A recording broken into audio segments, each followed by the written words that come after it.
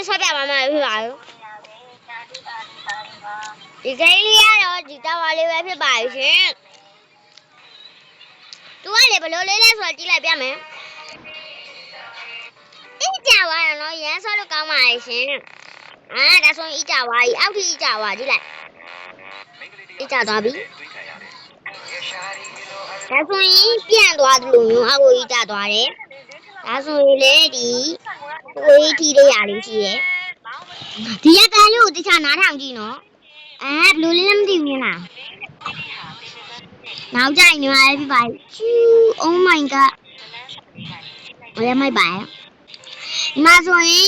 ရမယ်နော်ဟဲ့နော်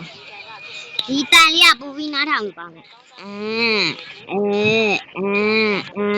အရင်ကောင်းတယ်သူ့တာဝါနာမည်လေးရလေ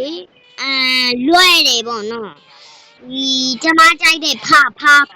ကိုဖာတော့မဟုတ်လေတယောက်ဖာရှိသေးတယ်လေသူက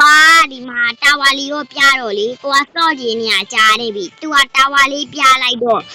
ပို့ပြီးတော့ရသွားသေးပါရဲ့ဒါတော့အီနဲ့ရမ်းစော့ကောင်းပါရဲ့ဒါလည်းပို့ပြီးစော့ကောင်းပါရဲ့အိုးမြင်လားတန်လေးကိုဒီစားနားထောင်ကြည့်အိုးကြစ်တယ်မိုက်တယ်ကွာခဏလေးတော့ဒါလေးကိုဒီလွယ်ထည့်လာအောင်မယ်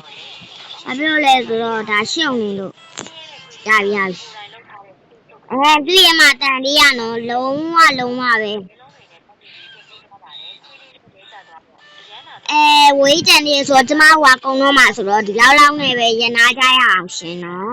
ဒါဆိုရင်တော့ဒီနေ့ဗီဒီယိုလေးကဒီလောက်ပါပဲရှင်ကြီးချိုပြကြတဲ့လူတွေအားလုံးကျေးဇူးတင်ပါတယ်ဒီနေ့ဗီဒီယိုလည်းဘိုင်ဘိုင်